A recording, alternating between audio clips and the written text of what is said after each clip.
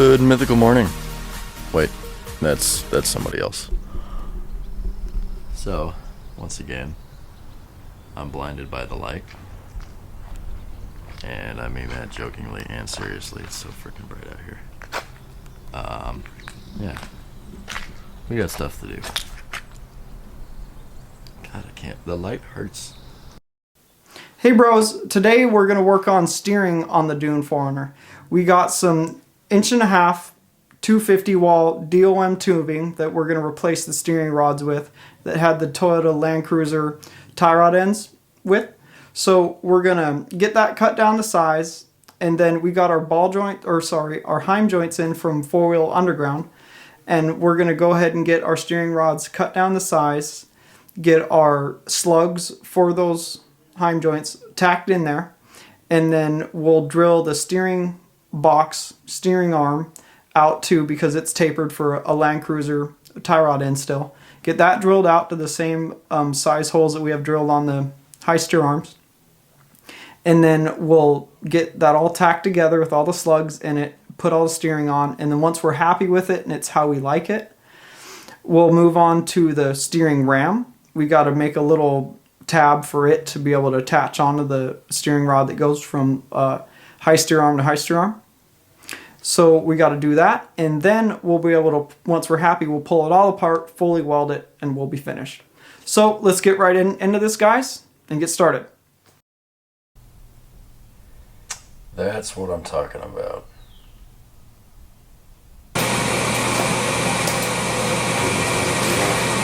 Where's my brother go?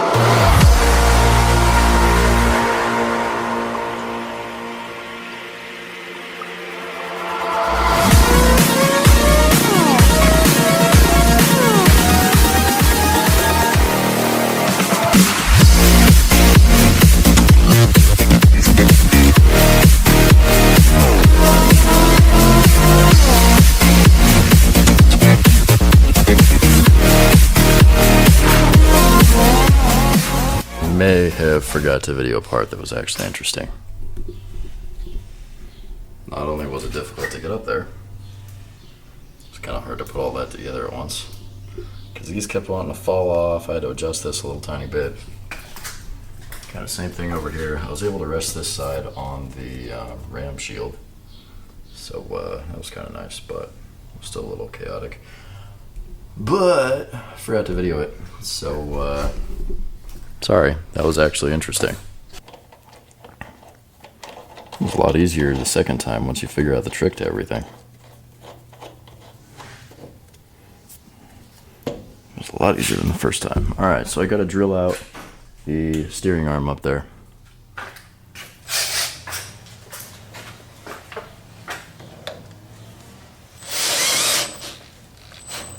Oh yeah. Holy crap. It'll get you if you're not paying attention.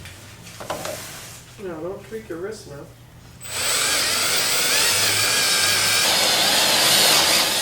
Finally. Hallelujah.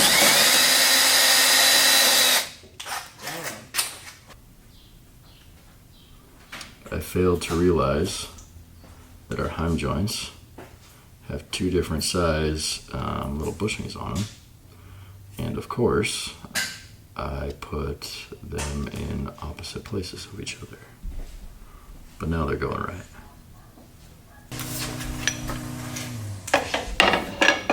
But can just hang out wherever it decided to hang out.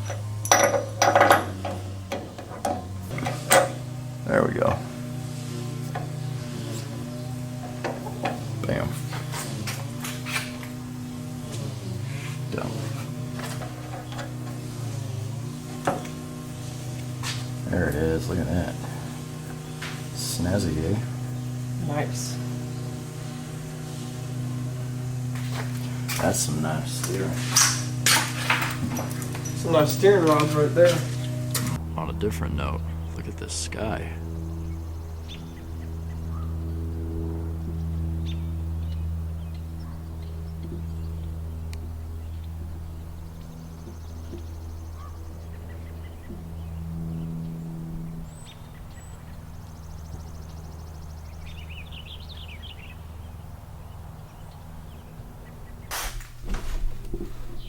Now, I'm going to lower it down, turn it all the way to the left. That way, this little bit, well actually it'll be like right there, bumps all the way against that. And this will be all the way over. And then I can adjust this accordingly and design some new tabs to cut out, fabricate up, and then weld on this thing. Give it a new home. That way I know right where it's going to go and right how everything is going to interact properly. Should be fun. It's going to be real tight. By little I mean a lot. It's going to be real tight.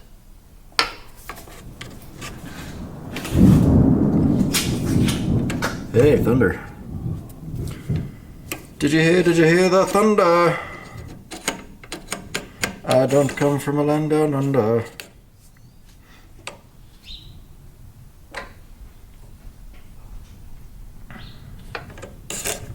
Yeah, I don't know. We'll see what happens. I'm gonna leave it right there. I love this thunder and lightning.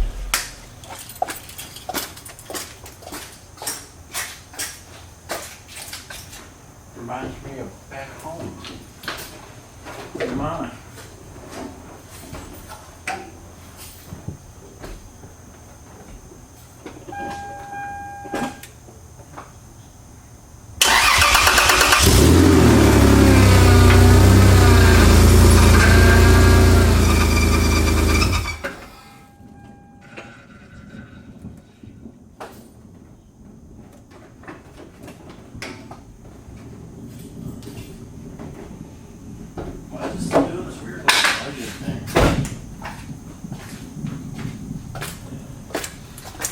Smells like exhaust. That is all the way left. Perfect. And it's blurry. God damn it. Why? As you can kind of see, the cylinder is now all the way in its home. And I can make some little tabs accordingly. Then we can cycle it through with the tabs mocked up.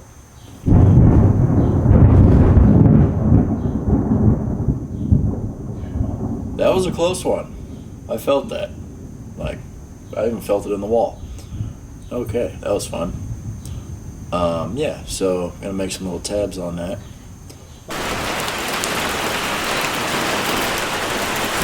You saw how nice it was 30 seconds ago.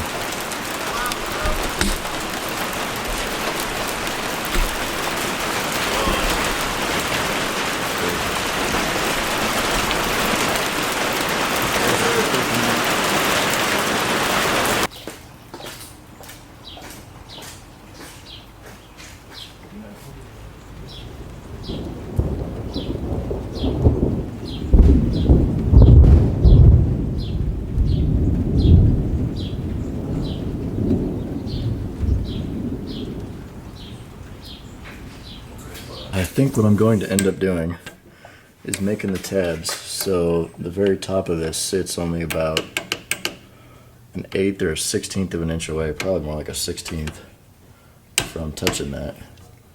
And then I think it's going to end up, turning a bit so that it actually sits. Come here. Now. Oh, there's the jack there. Oh, right in the funny bone. It's not so funny. Twist, damn you. Thank you. I think it's actually going to end up sitting kind of like that and back a little bit. But I'm not sure. Yet. It will be. Just not yet. I love you, and I'm sorry you're afraid of lightning. But you're a stinky boy. You're stinky. You're stinky. He's hiding in the shop. He doesn't like lightning or fireworks or anything like that. But he's so adorable. You're just a big ham dog.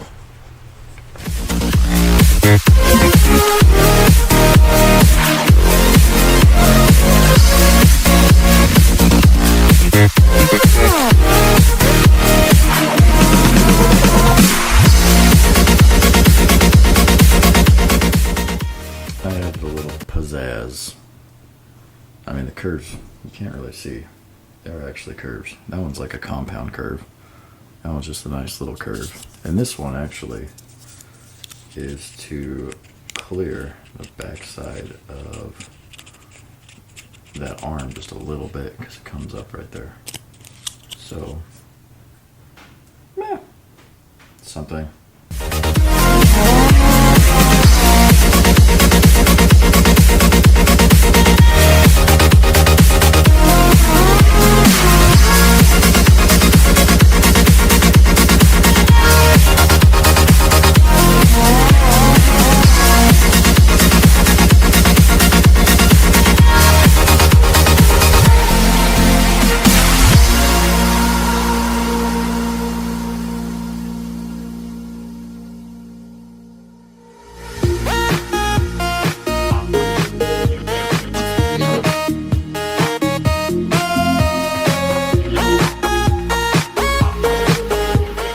Alrighty. This thing's in place. I've got my one tab on the very back. I actually meant to put it on the front, but I welded it on the wrong side. But I found some washers that all three stacked together are about the equivalent of 1/4 inch. And I found this washer, which is a lot larger, and it's about the same diameter as the tab in the back. So if that washer hits anything, then I will know that if my tab was here, it would be hitting something, because it's in pretty much exactly the same spot. And the back tab will reference the back, obviously. Hopefully this doesn't smack right there. That's what I'm worried about. We'll see. Now it's just kind of time to drop it down, fire it up, or not fire it up, either way. Turn it and see what happens. Hopefully good things. I hope it all clears. That'd be freaking sweet. First try. That'd be awesome. It is now time to lower it in a manner consistent with high temperature.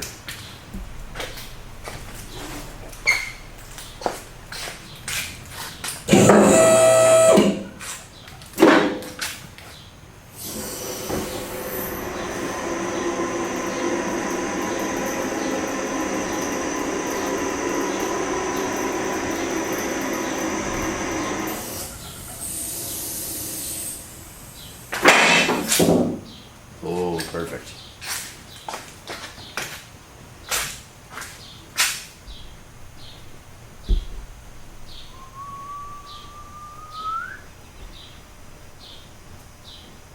Alright, don't go anywhere because I need to watch this video too.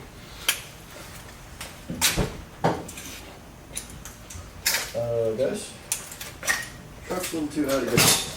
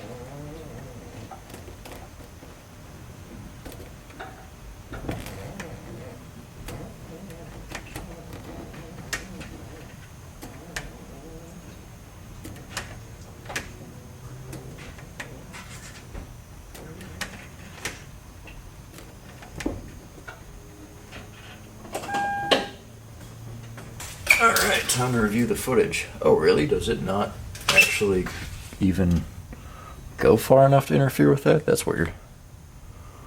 Not what I was expecting. That's touching now, which I gotta say is pretty predictable, or was pretty predictable. Oh my god, let me speak.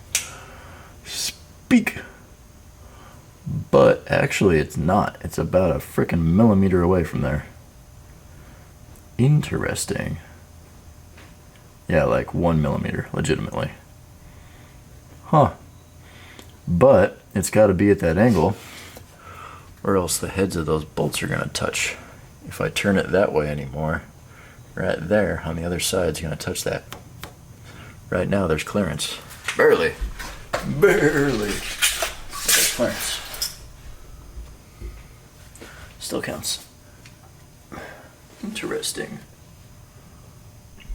Well, everything looks like it's supposed to. So, holy crap.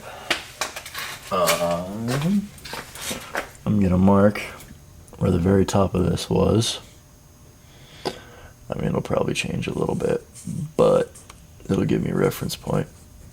And right there, that way I know about what angle this thing was at.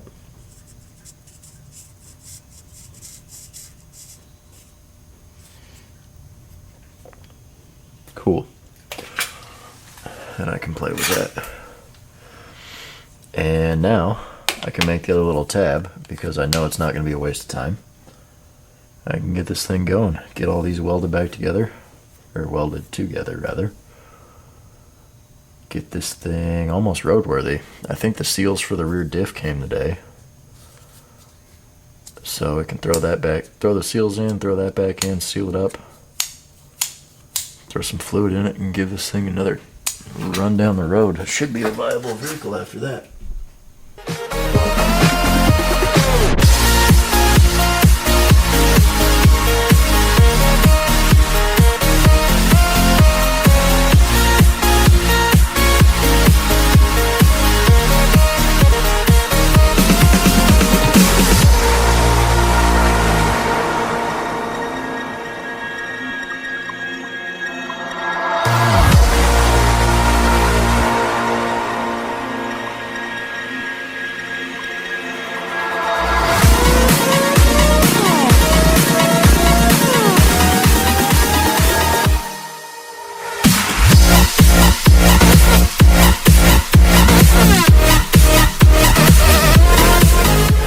So that was actually a lot harder than I thought it was going to be. I thought I was going to be able to do like a weave or something cool, or just make these look really pretty, and that wasn't the case. That was pretty difficult, actually. As you can kind of see, the one on the right is still hot. So is that one, apparently. Holy crap. These welds look nice though. See, it's pretty. I can weld nice things sometimes. That one's not as pretty as the other side, but still fine. I think it's interesting how this was purple and it kind of passed that point. This is the end of the weld. You can see it started here. So this side actually got a bit hotter because, I mean, it's heating up the whole time that it's going. So yeah, that's nice and purple, and that actually turned gold. Same thing on this side. Started there, all nice and purpley, then transferred into gold. Sorry, that was probably out of screen. You can see that tip's all nice and purple too. So pretty sure that's not gonna go anywhere, even with just some small welds. I could pretty it up a little bit though. I'm gonna pretty it up.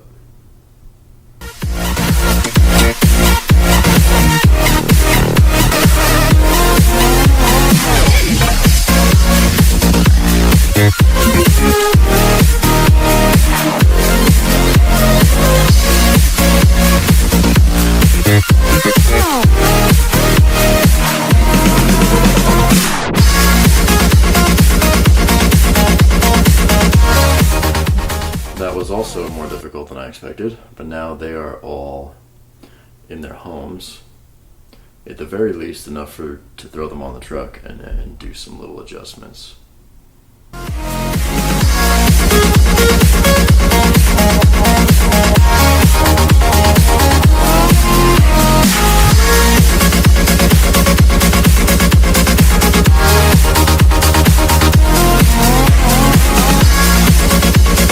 Very pleasant surprise when I got home for lunch.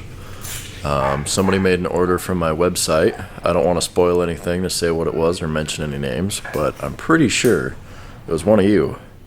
So I see you. Thank you. Thank you very much. That's awesome. I appreciate all of the support. Not to mention that order was fantastic. It's probably the best order I've had, actually. So back to this. I finished tightening this up. These are already nice and tight. Then I'll get that other arm on here. Then we can do proper alignment, make sure everything's straight, make sure the tires are straight when the steering wheel's straight. And the front end should be good to go.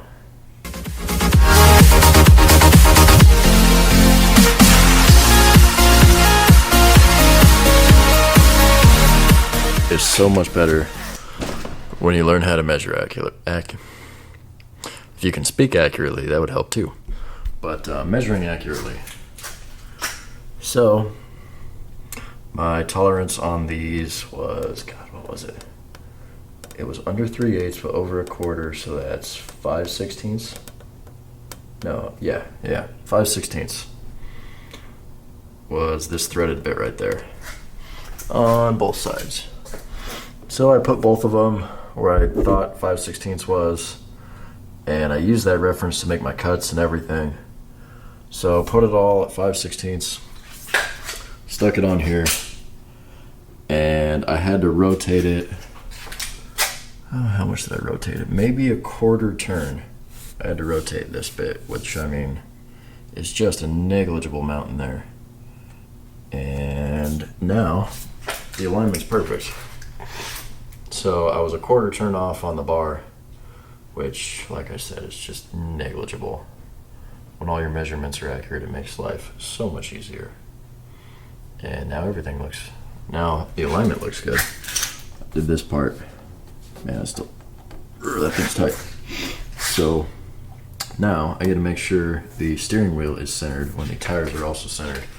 This is a lot more difficult, and I pretty much never get it right on the first try.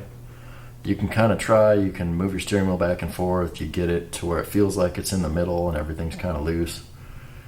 And it's especially hard on the ground because your tires are fighting back at you, and everything kind of binds, so it holds a little bit more pressure in one way or the other, and it's never actually centered when it looks like it is. In the air it might be a little easier, but I usually don't know until I'm driving down the road doing like 60 on some nice level ground, or even like 35, whatever. And then you see where your steering wheel is sitting when you're going nice and straight, and then you make an adjustment based off of that. So this will be a guesstimate. The real measurement we're probably going to find out on the road. Just that's how it always works for me. If you can do it first try, hats off to you, more power to you, but this one for me always takes a little bit of tweaking.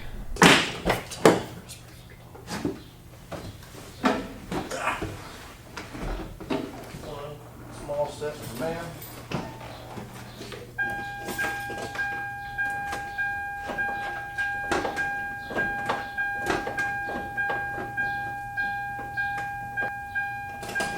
Okay, now shut up. Thank you. All right, steering wheel is about as centered can be, with approximately the same amount of pressure going each direction. Now I gotta eyeball the wheels.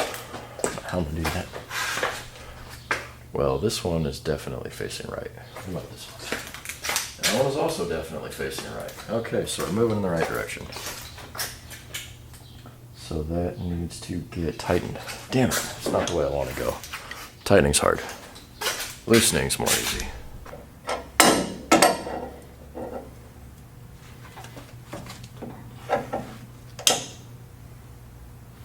No, it really only moved about a 1/16 of an inch.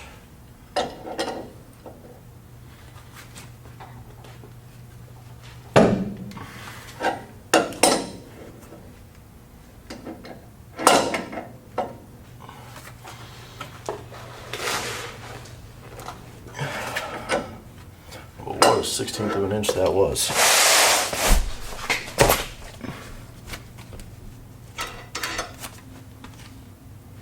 That side's a little closer. Why is that side closer?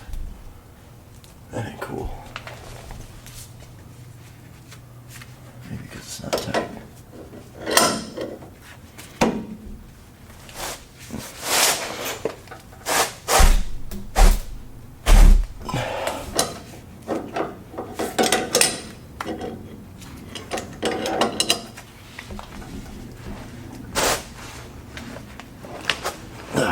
All right. Bam, there it is. There you go, bros. Another day at Cougar House Garage has elapsed. So today we worked on our 4-wheel underground Heim joint steering rods to go along with all of the rest of the 4-wheel underground parts. And if you guys ever want to see where I get these lifts and want to see how much effort goes into them, check out 4wheelunderground.com. They've got a forum as well that we post on, and everyone that buys their lifts, well, like 30% of people that buys 4-wheel underground lifts will post on the forum, and then you're able to communicate with 4-wheel underground and talk about measurements and stuff, make sure your stuff's in the right spot. So check that out. Check out their website, order their lifts there. We install them. It takes a lot of time, so be ready when you're giving us a call to ask about these installs. So anyways, back on steering. Brandon, made the steering rods. I had a bunch of footage of him cutting them up and measuring them and stuff, but I lost it. It got corrupted. Oh man, whatever. So he got those cut to length. He got the slugs tacked into them. He got everything mocked up how he wanted it.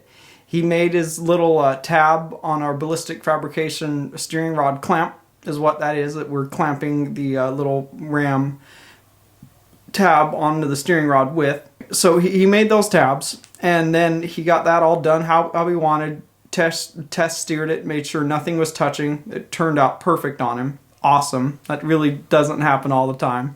So, and then he was happy with his steering rods, so he pulled them off. He pulled the Heim joints out of them. He fully welded everything, and those kind of tighten up when you weld them. And we don't really have the left hand and right hand threaded taps to kind of run them through there, so they're a little bit tight. But whatever, we can deal with that. We'll get some taps in the future and run them down them and make them a little bit more user friendly.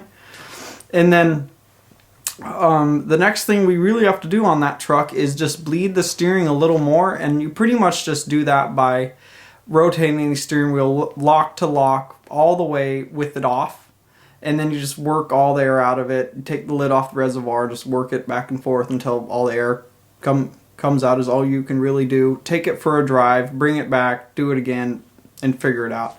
And then we still have to adjust the steering wheel a little bit, but he's almost got it exactly centered, so that's kind of a good achievement for the first couple of adjustments here.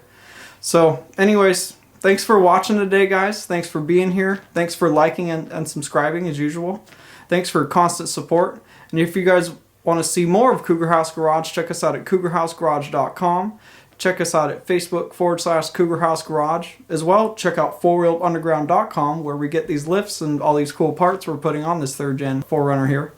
And then check us out on Instagram and follow us. And we'll catch you guys in the next video.